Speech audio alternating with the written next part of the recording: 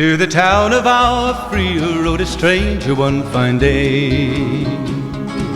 Hardly spoke to folks around him, didn't have too much to say. No one dared to ask his business, no one dared to make a slip. The stranger there among them had a big iron on his hip, big iron on his hip. It was early in the morning when he rode into the town. He came riding from the south side, slowly looking all around. He's an outlaw, loose and running, came the whisper from each lip, and he's here to do some business with a big iron on his hip, big iron on his hip. In this town there lived an outlaw by the name of Texas Red. Many men had tried to take him, and that many men were dead. He was vicious and a killer, though a youth of 24, and the notches on his pistol numbered 1 in 19 more, 1 in 19 more. Now the stranger started talking, made it plain to folks around. Was an Arizona ranger, wouldn't be too long in town. He came here to take an outlaw back alive or maybe dead, and he said it didn't matter, he was after Texas Red, after Texas Red. Wasn't long before the story was relayed to Texas Red. But the outlaw didn't worry, men that tried before were dead. 20 men had tried to take him, 20 men had made a slip. 21 would be the ranger with the big iron on his hip, big iron on his hip. The morning passed so quickly, it was time for them to meet. It was 20 past 11 when they walked out in the street. Folks were watching from the windows, everybody held their breath. They knew this handsome ranger was about to meet his death, about to meet his death. There was 40 feet between them when they stopped to make their play. And the swiftness of the ranger is still talked about today. Texas Red had not cleared leather for a bullet fairly ripped, and the ranger's aim was deadly with the big iron on his hip, big iron on his hip. It was over in a moment and the folks had gathered round. There before them lay the body of the outlaw on the ground. Oh, he might have went on living, but he made one fatal slip when he tried to match the ranger with the big iron on his hip, big iron on his hip. Big iron, big iron, when he tried to match the ranger with the big iron on his hip, big iron on his hip.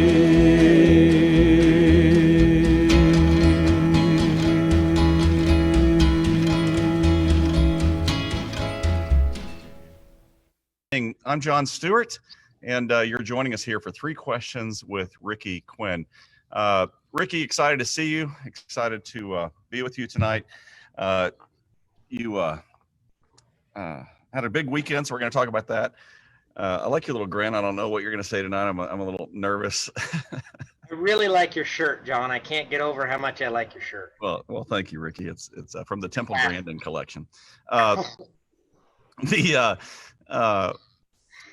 The whole point of tonight, and remember the ground rules last week, Ricky, you're not allowed to make fun of me. You're not allowed to call me any names or question my sexuality or my parenting ability or anything of that nature. This is strictly going to be about horses and, well, life in general. So I guess you could cross into some of the parenting questions. But we had a really good response from our first week of sitting down and doing 3 questions with Ricky Quinn. I had a number of people reach out to me and send me questions, and really appreciate that. And looking forward to our conversation. My first question tonight, we'll get right into it. because I don't want to waste time just talking about general stuff. But you shared last week that you were going to a clinic this week, and it was your first time to ride with Joe Walter. And one of the things that you told us was, as people who attend clinics, like whenever I go to your clinic, I should actually, you gave us some notes and said, you know, when you're riding, take some notes, jot some things down, go into the clinic wanting to, knowing what you want to get out of it, and, you know, have a plan, and go in with a plan and what you want to get out of the clinic. And I'd love to know. And Alicia Landman was the one who sent me a note and said, ask Ricky what was his plan going into the Joe Walter Clinic, and what did he get out of it? And so tell us about that whole event, and answer that question. Well, truthfully, I chickened out and didn't go. That's great. That's great. So tell me about the weekend watching college football. No, exactly. What I did, John, you know, I've been around this for a while. My goal going in, I'm not used to going to clinics. Usually I'm the one with the microphone on, and in some ways that can, I feel for myself, can be kind of unhealthy in some ways. You can get a false sense of, you know, human. And so my main goal going in was to be as good of a student as I possibly could. That was my main goal going in. I've heard this before, and I say it all the time. A good student can learn from a crappy teacher, but a bad student can't learn from a good teacher, right? And so I just wanted to be as good of a student as I could possibly be for Joe. And then, knowing enough about going to some clinics of Brannaman's, that any time, and this is what's going to throw everybody for a loop, anytime I have any kind of an agenda of what I would like to accomplish, it always gets redirected to something else. So really, it doesn't matter if you have a plan coming in or not, I guess, John. The point is there was a certain feel I was looking for in my horses. I don't know for myself if I was really going in to look for any kind of a specific movement, or it really wasn't anything like that for me. For me, my plan to go in was to, not in a weird way, but feel of Joe and how he come across, watch Joe ride and feel of how he rides his horses and what they feel like to me from a distance. And I sure got a lot from that. Everything around him, the people that have been around him a long time, him, his horses, what a hardworking guy. I mean, 7 o'clock in the morning, they were working border collie dogs on sheep in the morning. Wow. And at 9 o'clock, Joe was sat his horseback. He did a horsemanship all morning long, and he never shuts down. I mean, he doesn't rest. He is engaged the whole time. He takes a very quick lunch. He is horseback again, cow working in the afternoon, very engaged, never gets off his horse, rides on into the indoor arena, and then they start 7 colts. And he goes till, I don't know, I had Keegan with me, so we were leaving early, but I think it was 8, 9 o'clock at night, I'm guessing those guys were going till. Very hardworking guy. And so back to the part of the question, what did I go in for? I went in, I'm really trying to learn how to be more than anything. And the way Joe is, he gets a mindset from his horses because of who he is. And so my goal going in was to try to see if I could capture any of that and take any of that away for myself. And I don't know if I have. I got to give that some time. Now, he really did help me a lot in my horsemanship. He really did. Really? It wasn't a surprise to me. It wasn't. I knew he was going to find something. The guy's been around it for a long time. Boy, I highly recommend anybody to ride with him. He's absolutely the real deal, and I have nothing but good things to say about it. Did you, this is not one of my 3 questions, but just kind of a follow-up. What horses did you take, or did you take a young horse with you, or was this I mean, Yeah, I took two young horses. I took a sorrel horse, as smooth as a cat horse. Both of these horses, I'm gonna show them next summer, Hmm. I think, if I don't get, sick and not go or something. But I'm gonna attempt to try to show them next summer. One of them's as smooth as a cat horse. He's 3 years old. I call him number 3 because he has a 3 on the right shoulder, a brand. Wow. And then another one is a friend of mine's horse that he bought from a Lazy U as a weanling off of his mom. And Sarah and I pretty much raised him from that time on. And I just got him going this last winter. And he's a dual ray horse and really nice little roan horse. And I'm going to show him also this next summer. So those are the two I took. And Joe's got some experience showing in the ranch versatility and cutting and that. And I thought, so what better horses to take, and kind of talk to him about what my goals are and where I want to go. And yeah, and that's what So did you do all the classes? Did you do cow working and the foundation classes, or what all did he? Yeah, I wanted to get as much as I could. I did the horsemanship in the morning, cow working in the afternoon. Colt starting scares me, so I didn't do that part. That's not true. I've seen you start. Yeah. But well, it's interesting. I mean, for those of us that, I mean, you are a clinician. I mean, you've done thousands and thousands of clinics, and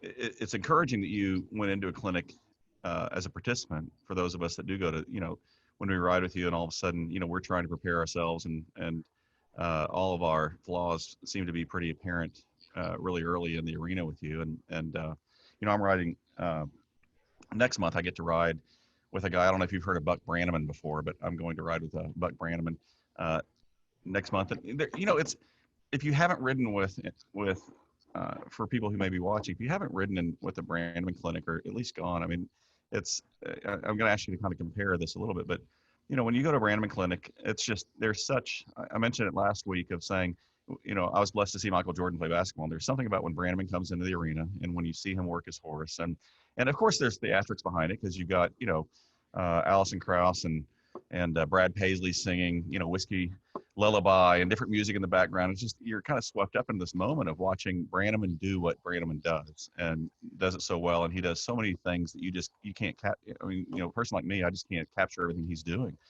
But then when you actually start the clinic, it's like, at least in my own personal life, I just kind of go blank on some ways, because it's like, when I'm alone in my pasture, I think I'm pretty good, and I think I'm doing okay with my horse, and we're getting along okay. And all of a sudden you're in an arena with 20 other horses or more, and there are spectators watching, and that somebody sees every little mistake you do. And then, Brannaman says something, and out of all the quotes that he's ever said, and the one that I wrote down at the top of my book was, "John, you're doing it all wrong."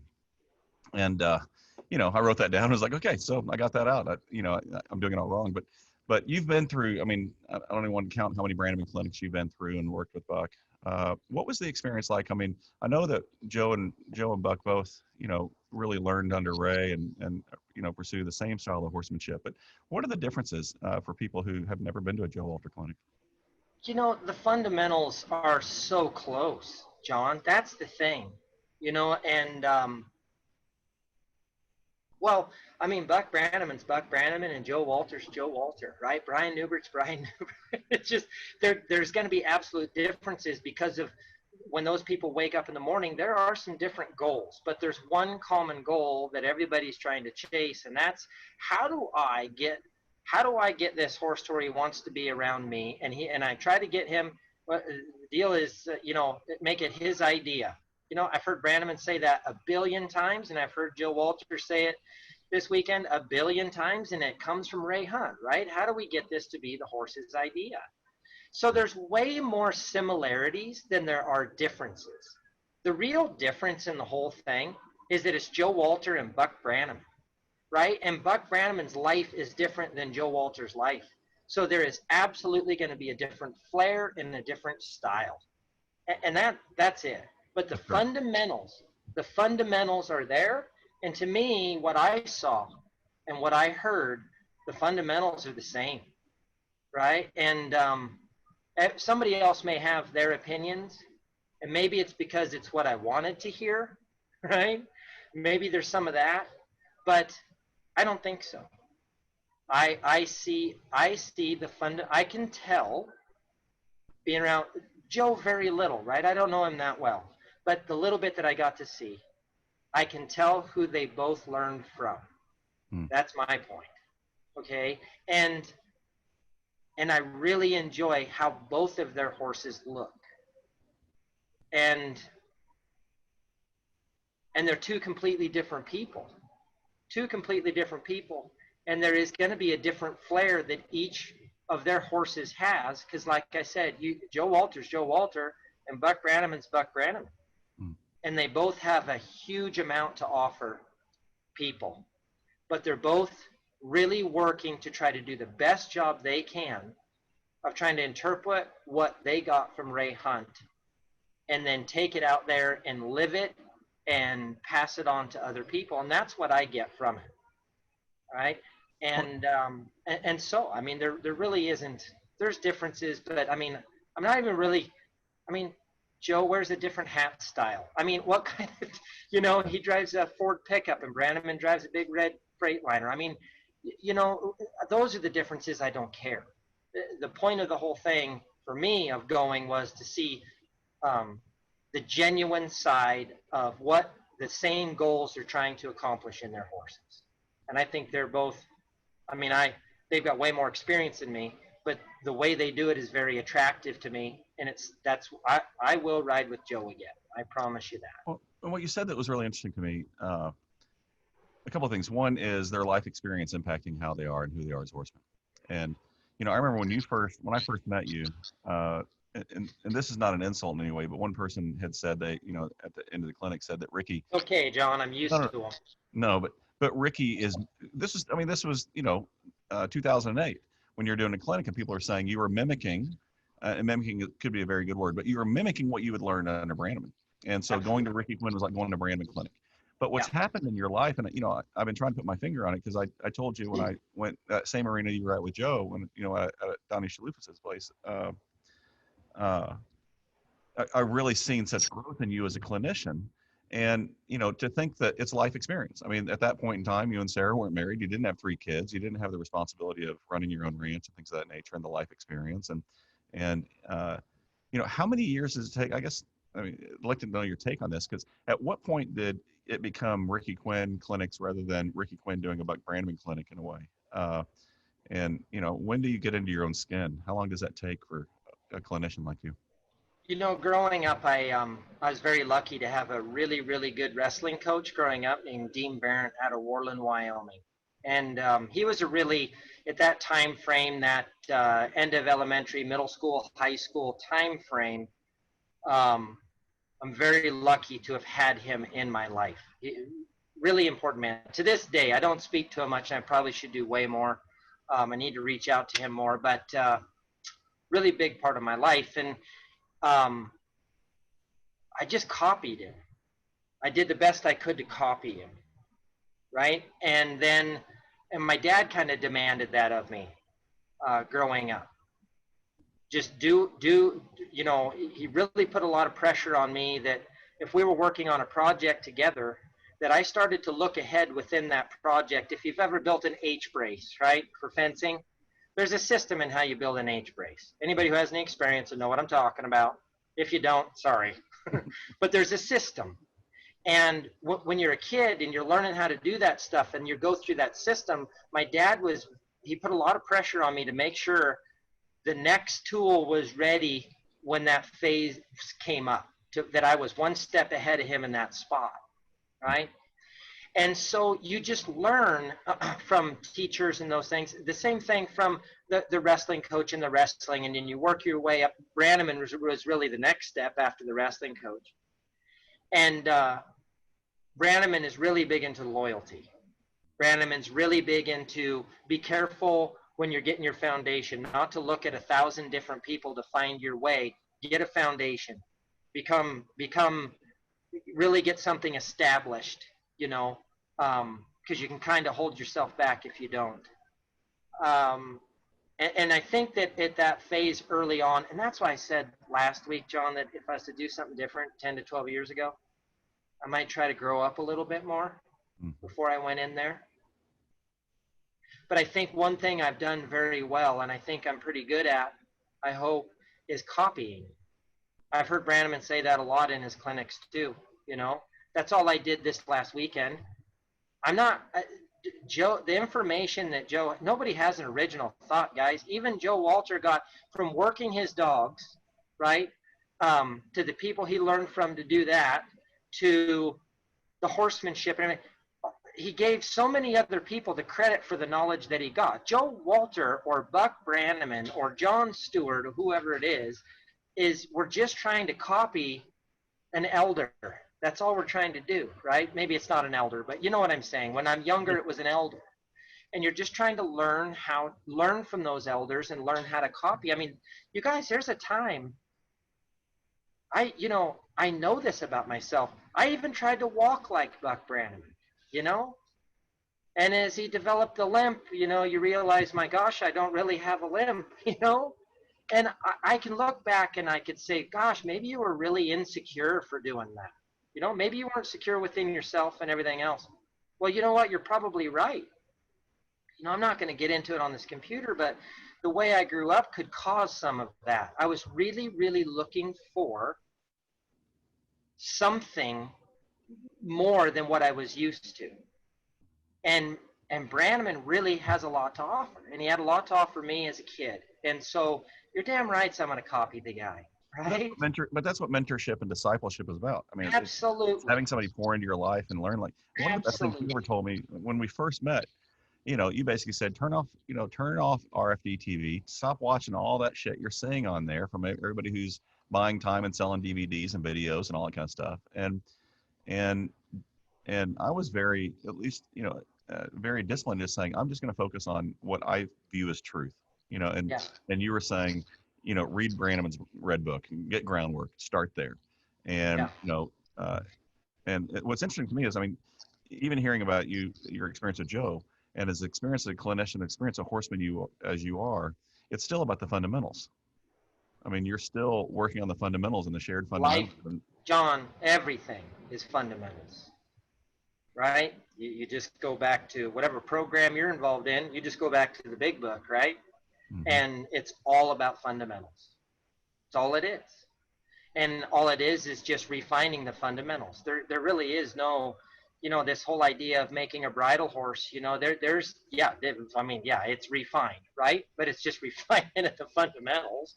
There's no rocket science to it, you know? It's just refinement of the fundamentals. You're working with a live animal. I mean, you can work cattle afoot, you know, with a stick and get those cattle moving around with quality if you want to take your stockmanship to a bridle horse level. I mean, it's all about the fundamentals, you know?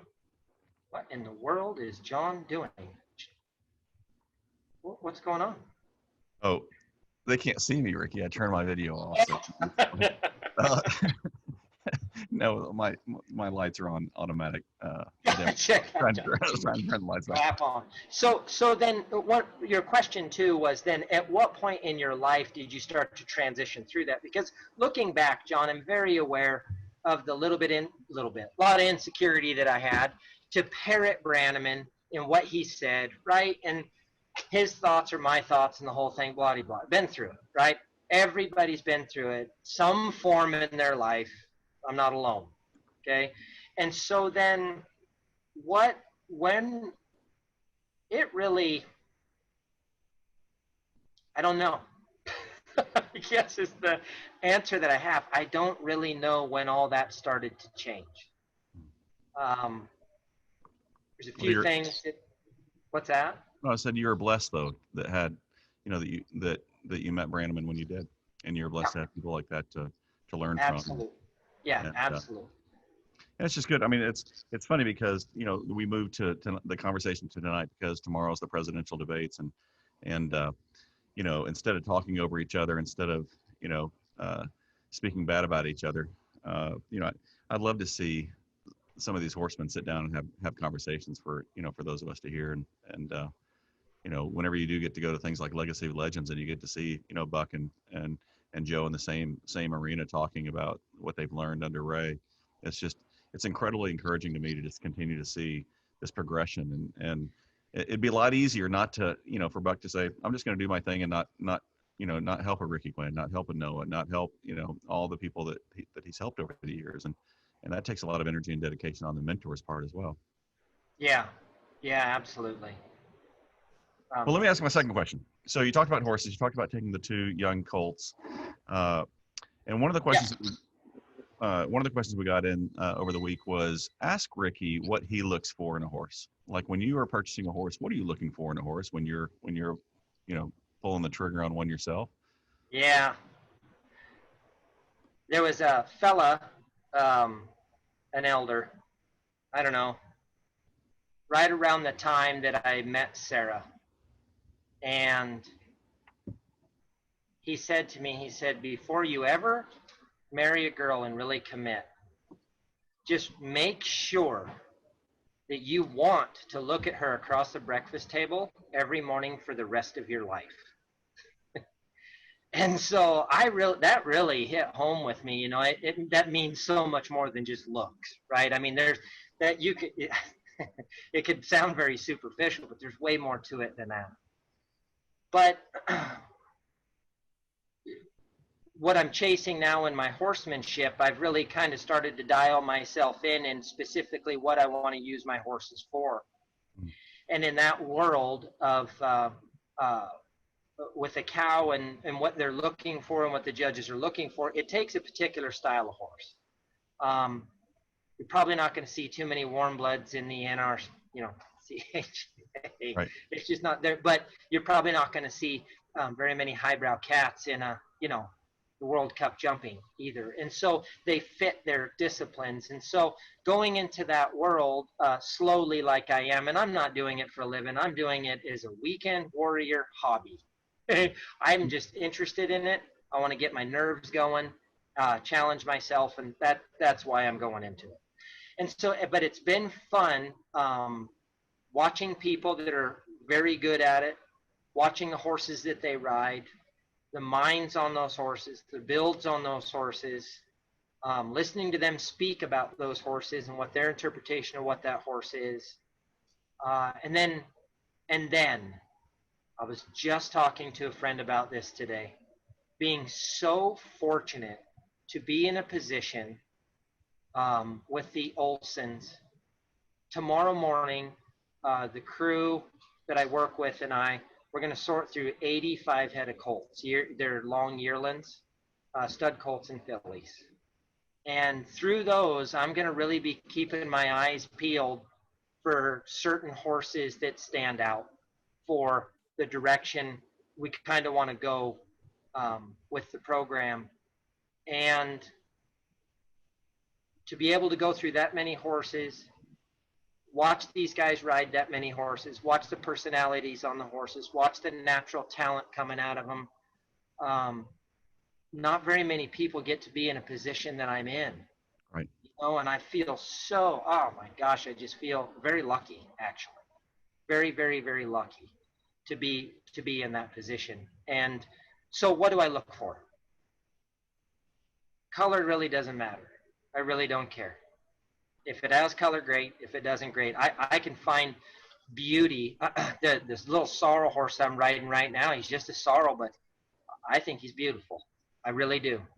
I think the number one thing for me, if I was to look, the first thing to see is conformation, right? And that has to do with how they stay out of their way through their movement. How they stay out of their own way. Is there a way mechanically that they move, that they get into their own way? And that would be different for dressage horse to jumpers to, right? There's a style that those guys are looking for, race horses, right? And then feet. I don't want to jack around with a horse that doesn't have good feet. Feet, they're just going to be naturally as balanced as they can be. I think that all goes to a huge part of the soundness. And then the mind, John. I'm going to be asking these horses to do a lot of different things. I know for a fact there's some horses out there. I watched a little yellow horse in the colt starting this last weekend of a guy's, and oh my gosh, what an athletic, good-looking Palomino filly. Mentally, she was a lot. That horse is going to be a chore. It's going to make a great ranch horse, you know. Mhm. In the right hands, it would probably be a really nice show horse too, in the right hands. But it'd be a horse that's going to take a lot of work to help that horse feel very quiet and confident in its surroundings.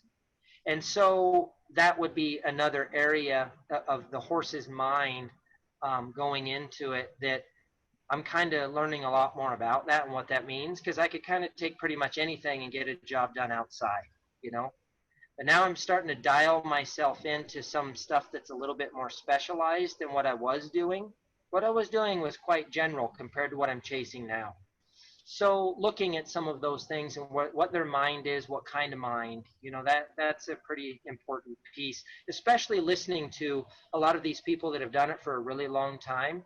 They really talk about the personalities of those horses, the ones that really, really did well, excelled. They really talk about, they always say, yeah, they're athletic. They rarely ever talk about their color. They rarely ever talk about their mane or tail. But the one thing they talk about a lot is how that horse thought through problems and found its way through it. Wow. And so that's a really interesting piece to chase, you know, and recognize that in horses, but it doesn't make it better than another horse. Don't get me wrong. I'm not going down that road. I'm not gonna. You're not gonna hear me sit there and just say, you know, this horse is a piece of shit. I'm not gonna do it. I won't do it. I really like all horses, but I am starting to kind of dial some things in because I'm just narrowing things up and going down a specific. But what you're going after is different than what everybody, like what I'm going after. And I think that's, you saved my ass one time because what I didn't hear you say was go on to dreamhorse.com. One time, John. Well, I'm about to say John? one time you saved my ass, and that was, you didn't say this, but don't go into dreamhorse.com and look for something that says, stands well for the farrier, loads the trailer well, and those type things.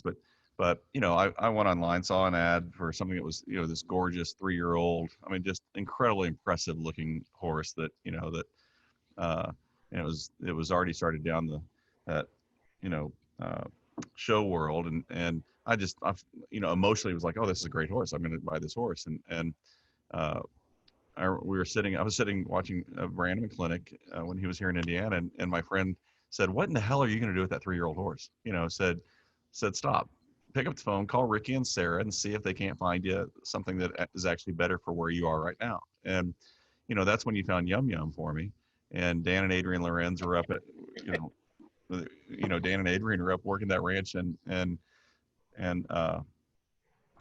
Wyoming. And the best thing about that was, when they were done with the horse, it was, 13 years of age and had worked, had a really good work life. I think it was started out in Oregon, and then, Dan bought it.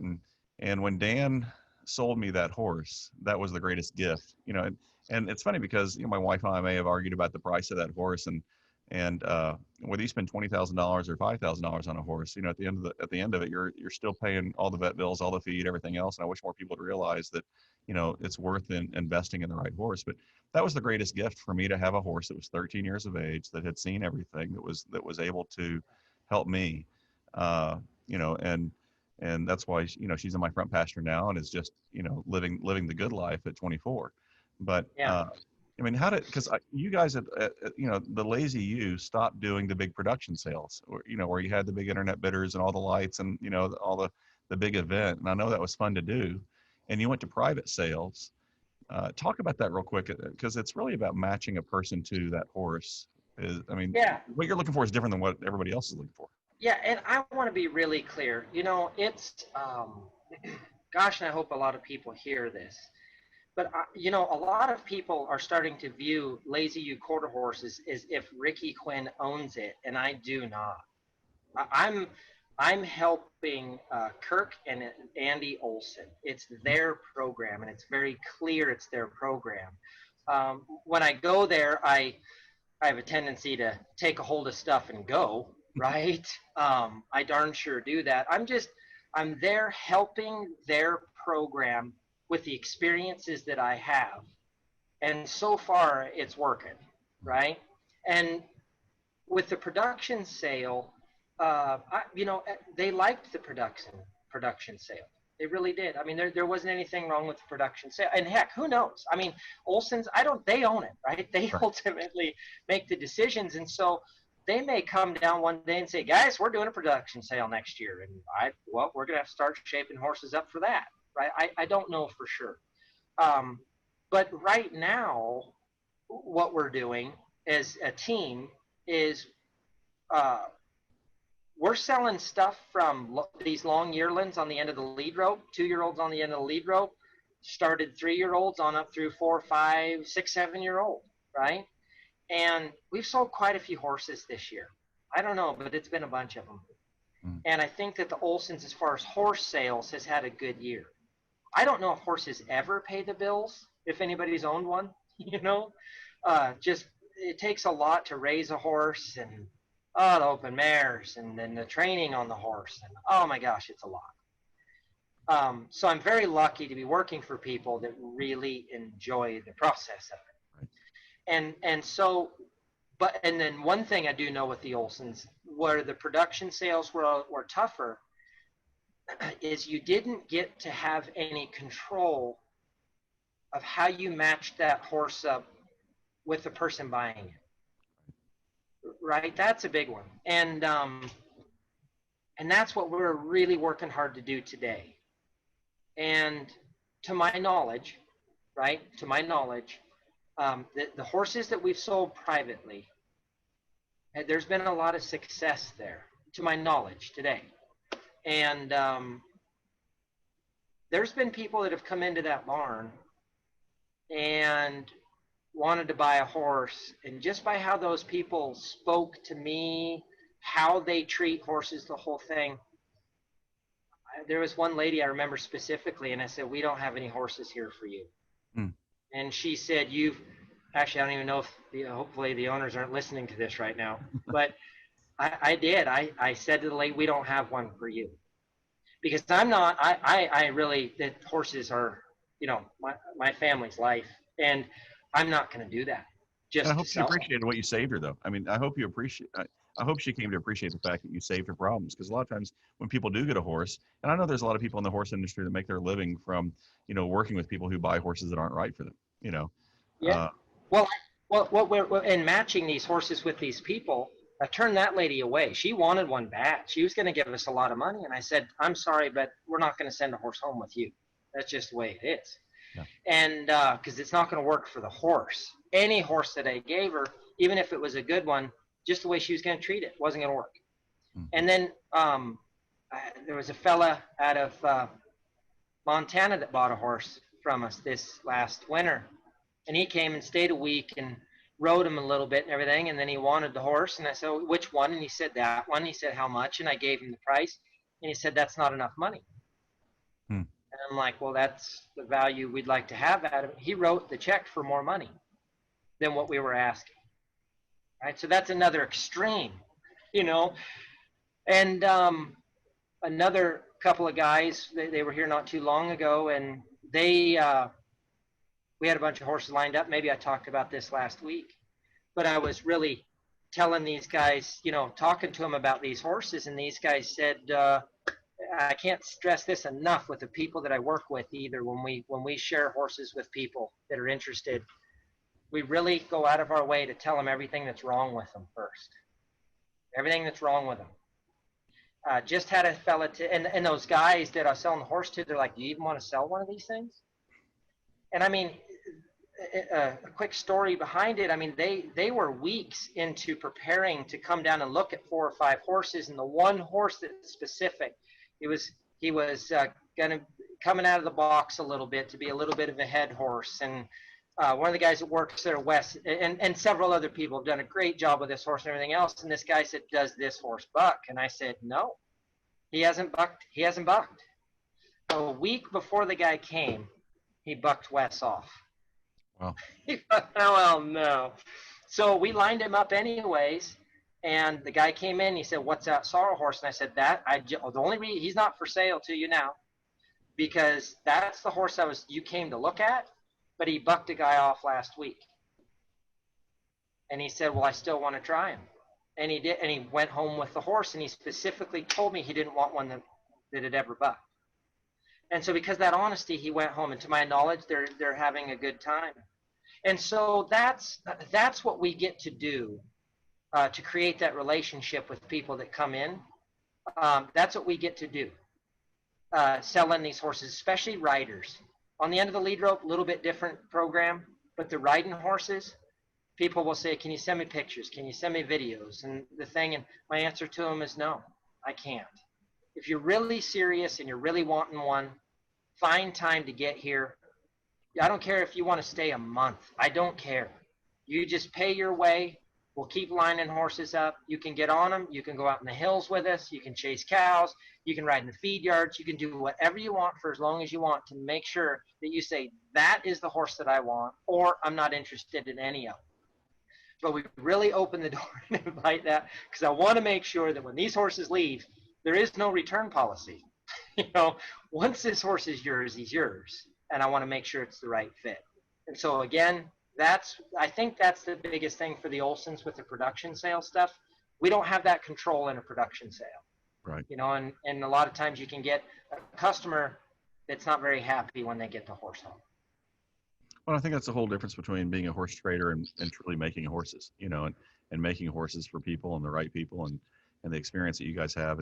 And I mean, I know not everybody can travel to North Platte and go through all the Lazy U horses and spend that time. And there are so many really good breeders around the country. And I just think the Olsons are fantastic people, and I've enjoyed meeting them. But they were bringing in, the best of the best into their breeding program. And, I have, you've been on this journey with me, but I've got 5 of Lance and Sunshine's horses. And for me, the temperament of that particular, line that I have seems to fit me really well. And one of them, it was kind of funny, you said there's no take back, but there are breeders who have such attachment to those foals that they raise. Sunshine called me one day and said, hey, before we put this horse for sale, I've got a great horse for you. And I said, where'd you get it? Because it was 5 or, it was 8. And she said, well, we sold it to somebody and it didn't work out. So we brought it back.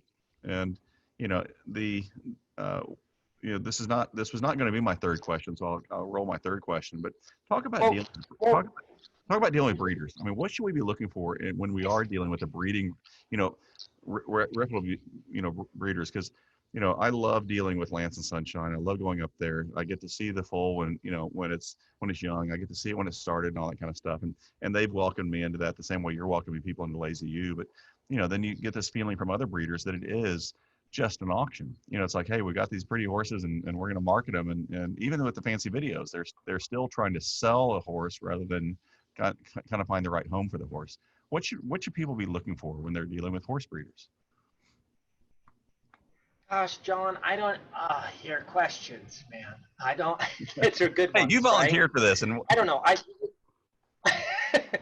There was a couple of guys that come out of South Dakota the other day. And, it's pretty quick. You can see it on their face that they know exactly what they want, right? And they're not necessarily coming down here to get to know me or any of the people. They're coming down to buy a horse, So get the hell out of their way and let them pick the horse they want and go home, But then there's some folks like yourself, John, the relationship that you have with Lance and Sonny is very unique, to where people know who their horses are. They've got a nice name for themselves. The horses' minds are great. I absolutely support them. If we don't have something, I usually tell them, go up there, talk to those guys. They, if we don't have something that fits here. And I think that, anything, I don't want to sound corny or weird, right? But everything is about relationships. Joe Walter told me this weekend, a situation with some family members and a horse and this deal, and he told me, but never forget, Ricky, that relationships are more important than horses. Wow. And I think I agree, horses mean a lot to me, but this whole thing with the human being deal that I'm trying to sort out, where I'm at today, I can kind of understand what he's saying. And so this relationship that you have with the Freilichs, you know, and how they support you through it too, John. I mean, if anybody knows you, they're holding your hand through this thing, right? I mean, that's a big part, because you're not new anymore, but you were relatively new into coming in to buy a horse. And so, and you know, I've been around Lance and Sonny a little bit now, and they are 110% honest. And that is exactly, that is one thing. Whether I say something that ruins a horse deal for us at Lazy U, so be it. I'm not selling a cow. Right. Okay. You're selling a horse, and there is an emotional deal between the human and the horse that's different than, well, unless you're my wife and milk cows. That's a whole nother conversation, right? But I mean, with horses and people, you're riding them, you're doing it, there's a relationship that's there. And sometimes for horse breeders, I think that's hard sometimes. Because for a horse breeder, there's a little bit of pressure on them that they got to get these things gone. You can't just collect them. It costs money. So I think depending on how good the program is, how much demand there is for their horses versus how much supply is there, right? Feed and just all this stuff and money and time that goes in, that I think the horse breeder can feel a little pressure to get these things gone, so it can get to the point to where it's like, just don't answer any questions they don't ask. Yeah. And just get some of these horses gone. Where Lance and Sunshine seem different than that. Lance and Sunshine seem like they're going to kind of be as honest as they can possibly be with you. You know, I always get, you know, but as a horse, I'm not the breeder. The Olsons are, right? Right. But I'll say, working for them, and I feel a lot of responsibility day to day. I go to sleep with it on my mind. When things go bad, we have things go bad every once in a while, and I lose sleep over it. And that's partially why the Olsons have me employed, is to help them to take some of that burden, right? That's part of my job. And I really want this program to go, because I think it's what we have to offer in our program. I won't get into all that, but I think it's different than what is going on out there today.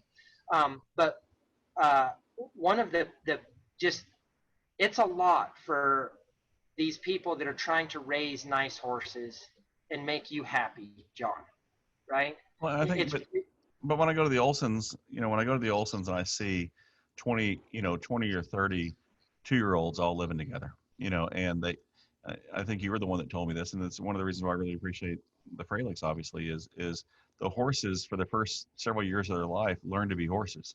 And, you know, they're not overhandled. They're not going, you know, they're not standing in a stall.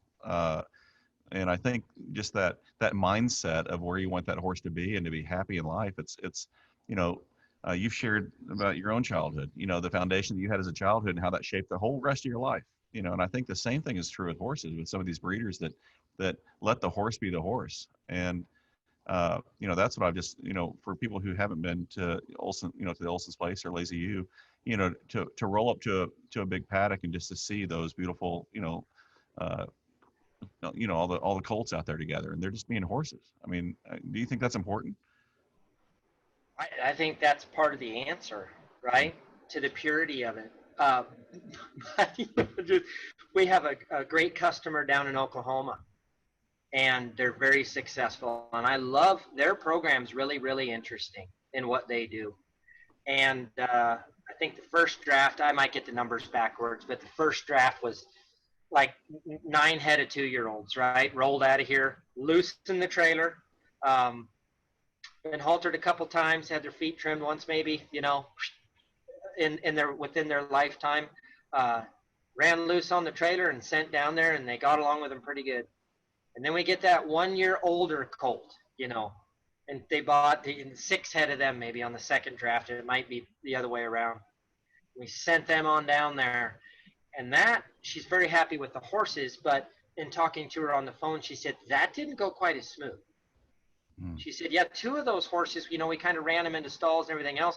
My trainers go in there to put a halter on them, and 2 of them pawed them on top of the head. And I'm like, well, I kind of told you there's going to be some stingy ones in there. I mean, and I talked to you about them, and I'm guessing those were the stingy ones. And then there was some other things that they ran into, and she said, they're some of the nicest horses that we have, you know, in our program now. And she said, we're definitely going to keep doing this, and I don't want you to change a thing. But on my end, we're not used to that. We're not used to them horses kind of living out like those horses were. And then I've noticed, and I haven't been everywhere, John. I have not, and I have not seen everything. And I have not been around a lot of programs that are as big as the Olsons with all of these horses, right? I've been around horses running outside and all that. I don't know how many, I don't know. And I'm going to get to know this answer. But the way the Olsons run things, everything's outside, you know, and they get handled just a couple times. Like I said, there's 84 head we sort on tomorrow of the long yearlings, you know, for this winter's start, 84 head. And they haven't been messed with hardly at all, you know. And so not a lot of people are used to that. So when we start sorting on these horses tomorrow, they'll bring them all in horseback in this big set of corrals they got set up today, and we'll start going through them, and they'll be pretty gentle and friendly, you know, for the most part. But when they're loose, but I know when you start, you know, you get one roped or you get a halter on one or something, and you start asking them to then do something, it can be a different program. That's why you need to go to a clinic if you don't know how to do that. Back to last week, right? And get some help from someone. But now, and there's a lot of programs out there that are raw like that, like we are. But that little raw, I don't know if that's the right word, just the way it's supposed to be, as far as my opinion is. Mm-hmm. And I think if you mess with them a little bit too much when they're too young, a little bit too much, you can take away some of the good stuff in them. And those horses, you know, in our halter breaking when they were weanlings, we're going to change that up a little bit this year. And their brains just aren't the same as a weanling as they are when they're one, as when they are when they're two, or so on and so forth. And we're going to kind of adjust that a little bit and see what outcome we get next year. I'm not going to tell you what we're doing because I don't want to give it up in case it doesn't work. But we're going to adjust some things.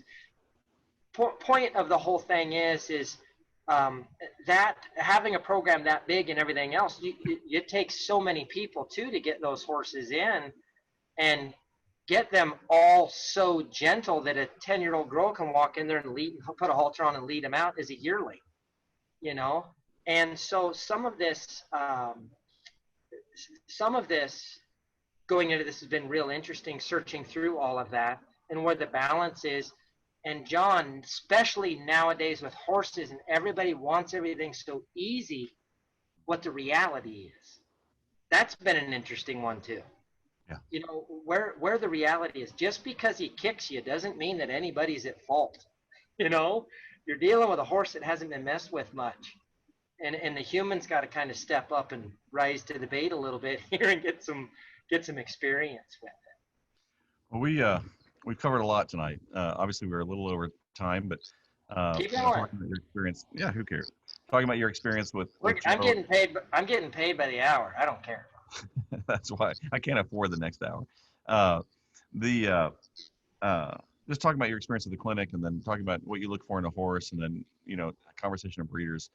Next week, I'd like to kind of dive into a little more about Ricky Quinn and your life, and talk about. You've had some pretty big transformations recently, and not recently, but over the past several years, just dealing with addiction and just things that we just call life. So let's talk about life next week. And for those of you that are watching, send us some questions. I see a lot of great comments and some comments and people saying hello, Ricky, and greetings from across the country. And it's really been encouraging to see the comments and the emails from people who just are enjoying kind of sitting down with you and just hearing the just you answer these questions in a real honest, no bullshit manner. And so next week, let's continue the conversation. We're going to try it next Tuesday. If that works for you, Ricky, we'll do it on Tuesday night. And I think so. Okay, good. Apparently we can adjust if it doesn't work for either one of you or I. So yeah, apparently we can. So we'll just so next week we'll dive into. I really want to dive into your own personal story, because you've had quite a journey outside of the arena, and I think just talking about your own personal life, and I think people will really benefit from that as well. So thanks for now joining. you're kind of asking me to reach out there a little bit. I kind of am. Yeah, I kind of am just a little bit. So Hey, anyway, have a great week, everyone. And thanks for joining us. We will see you next week on my 3 questions with Ricky Quinn. thanks, John. Thank you, brother.